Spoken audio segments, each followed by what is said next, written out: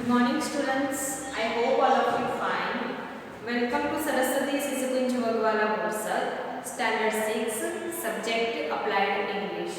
So today in our this class we have discussed about Unit 7, and that Unit 7 there is our title is fashion. That in Applied English we already discussed so many activity and listened so many tracks on that. I hope all of you practiced at home of speaking. Then let me discuss more further. So in the fashion, here is the activity of speaking and practicing this. Okay, this activity is about speaking and practicing. Means here some words is given to you that is related to fashion. Some words given related to fashion, that which kinds of clothes the people have to wear.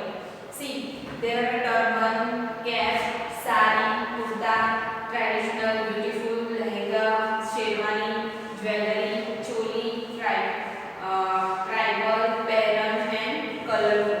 That is such kinds of clothes are given here, and here we have to do one activity with our partner. But I am just explaining that which kinds of activity we have to do.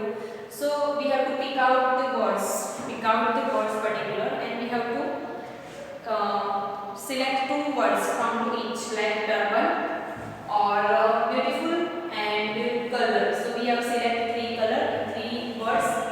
First is a turban, second is beautiful, and third one is a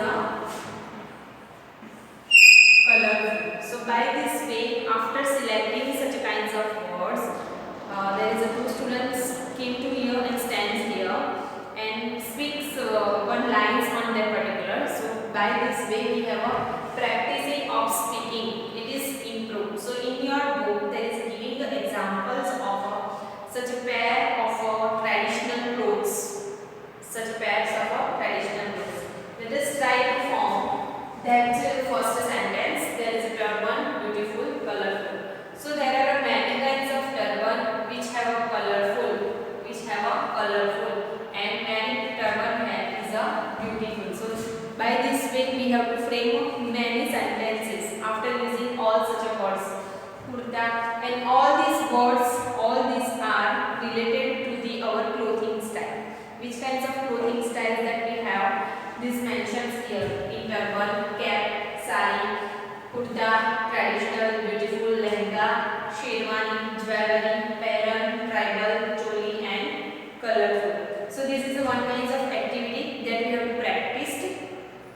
That write this in your notebook. All of you write this in your notebook and try to make sentences of each.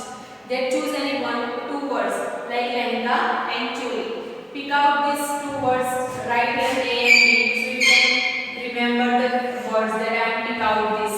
Okay, write the letters or numbers like this that you have to remember that I am taken that particular words to make a sentences, and after selecting this word lehenga and choli, make one sentence and speak in front of others. Okay, so this is such a kind of activity that we have to do and practice at home.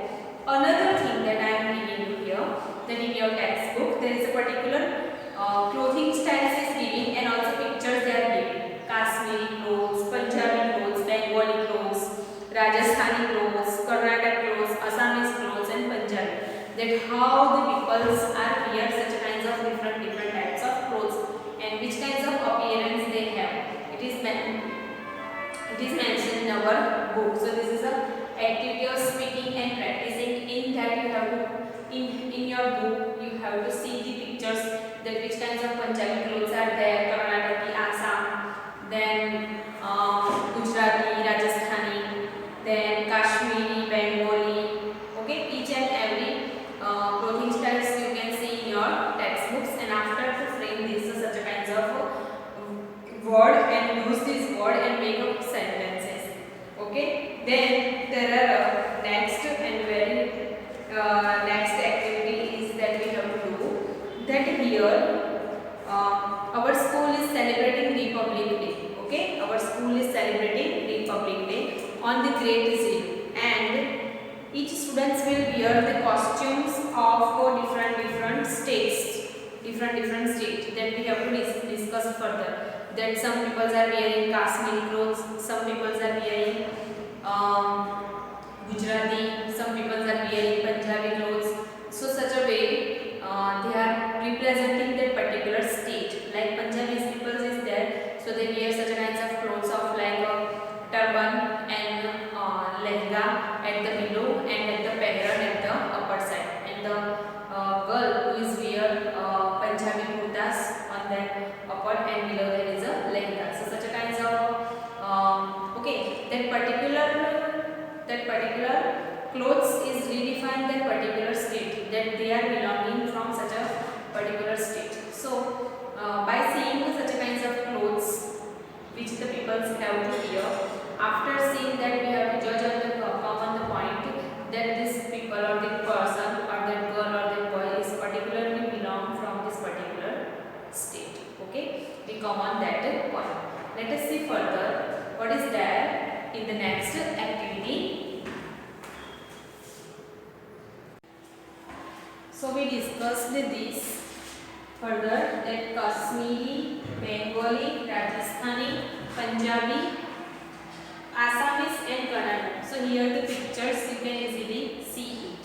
Okay, that we already discussed in class, that turban, cap, lehenga, choli, parent, all are using. We have to make a sentences from to that. Let me go further regarding of these. So there are activity number 7.5. Let me go further. First of all, listen all of you the track and listen, try to understand it. Okay.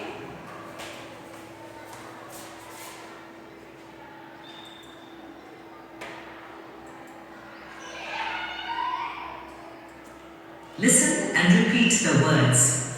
Notice how the highlighted letters are pronounced in the words. Word, wolf, two, walk, wobble, women, work, worse, worry, world, woman, wound, war, war, water, wonder, reward, wave, away, cowardice, watch, steward, waddle, wage.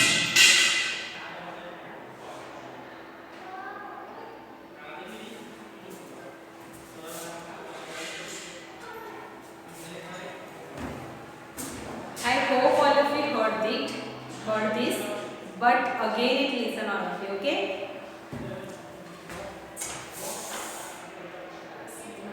Listen and repeat the words.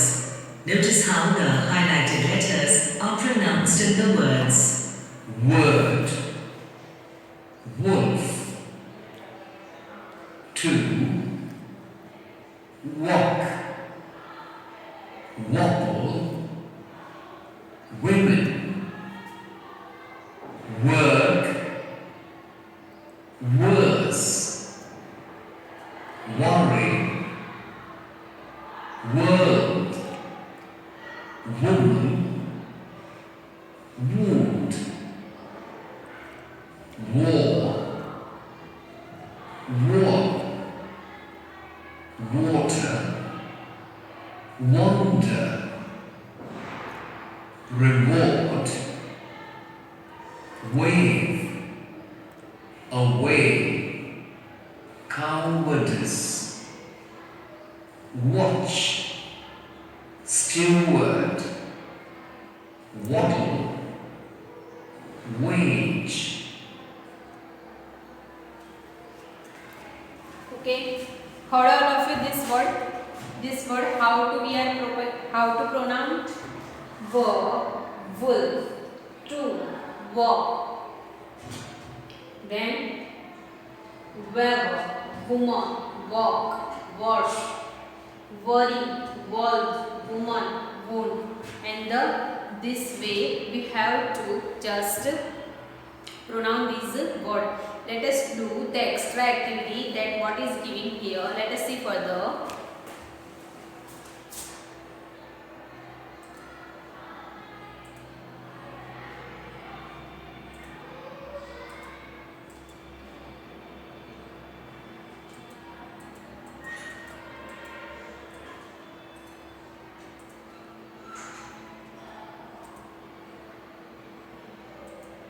Listen to an excerpt from the poem The Walrus and the Carpenter by Lewis Carroll and repeat the highlighted words in your book, noticing how W-A and W-O are pronounced in them. Learn to recite the poem with correct expressions. The walrus and the carpenter were walking close at hand. They wept like anything to see such quantities of sand. If this were only cleared away, they said, it would be grand. If 7 maids with 7 mops swept it for half a year, do you suppose the walrus said that they could get it clear? I doubt it, said the carpenter, and shed a bitter tear. O oysters, come and walk with us, the walrus did beseech. A pleasant walk, a pleasant talk, along the briny beach. We cannot do with more than 4, to give a hand to each. The eldest oyster looked at him, but never a word he said. The eldest oyster winked his eye, and shook his heavy head, meaning to say he did not choose to leave the oyster bed. But 4 young oysters hurried up, all eager for the treat. Their coats were brushed, their faces washed, their shoes were clean and neat. And this was all because you know they hadn't any feet. 4 other oysters followed them, and yet another 4.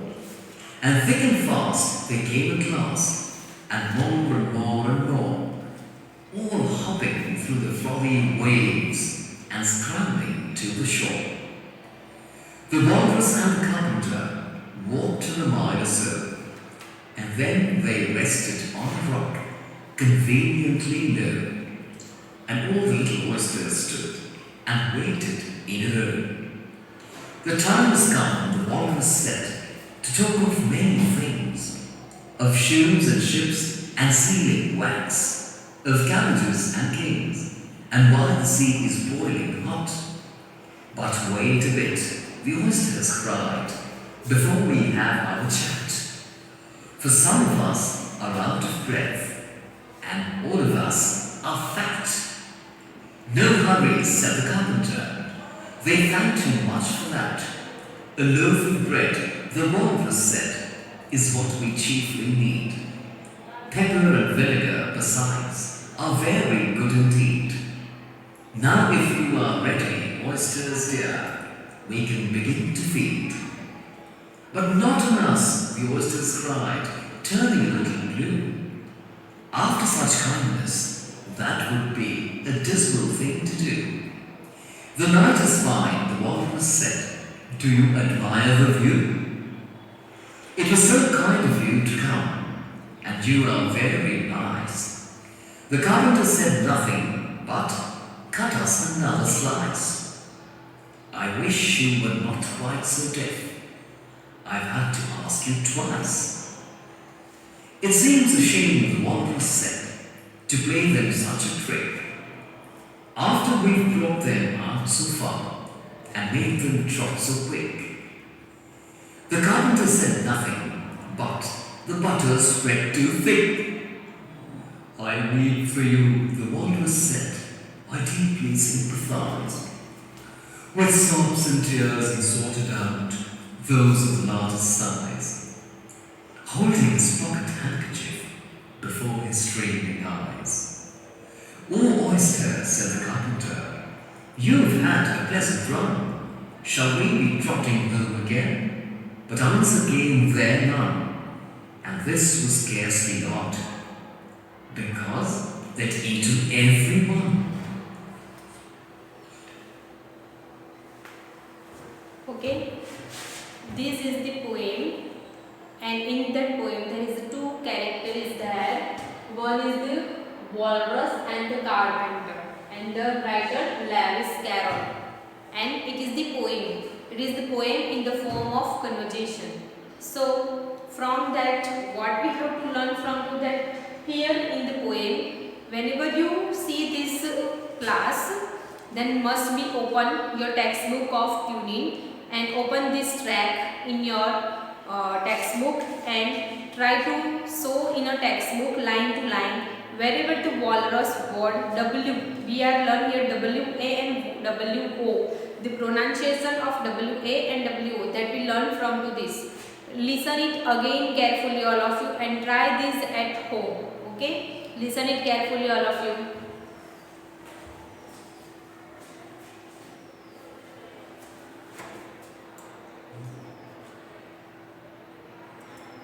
Listen to an excerpt from the poem The Walrus and the Carpenter by Lewis Carroll and repeat the highlighted words in your book, noticing how W-A and W-O are pronounced in them.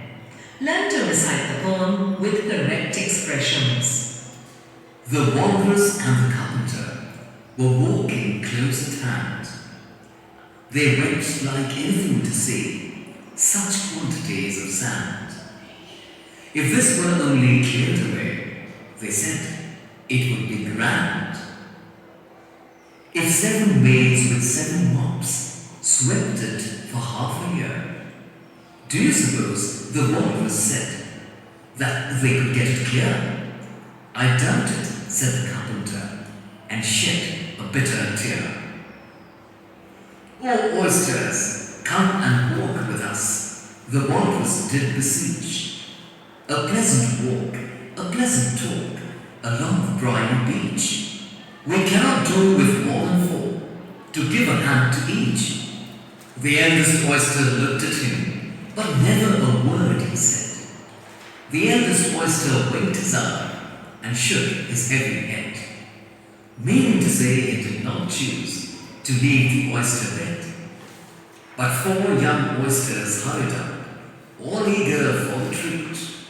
The coats were brushed, the faces washed, the shoes were clean and neat.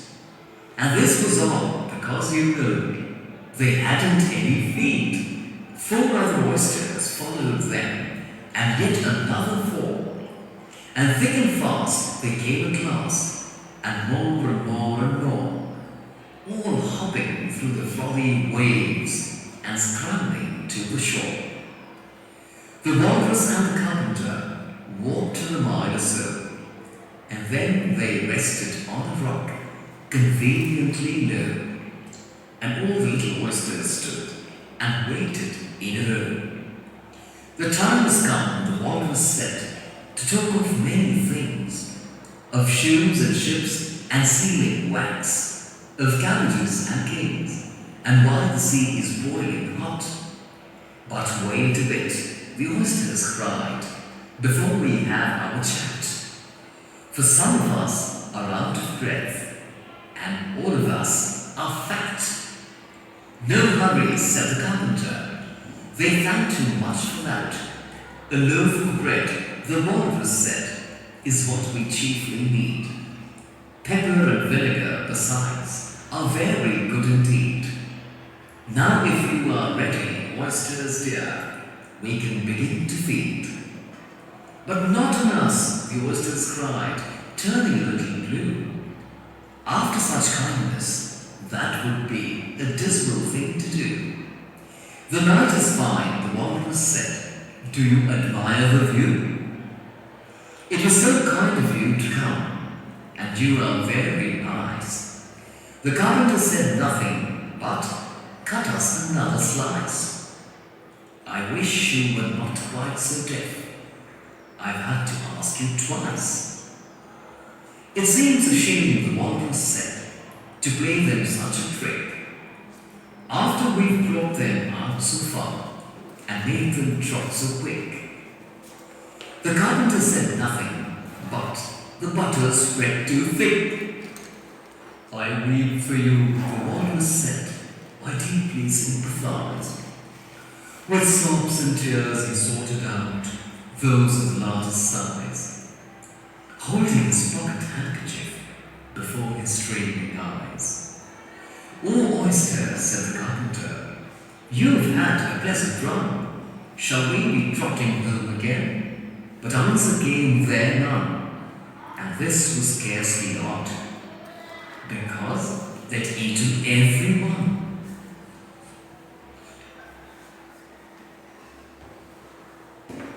I hope all of you heard this audio and this track, and I want that all of you listen it carefully, and from that you have to practice this whole poem at home and pronunciations of WA and WO.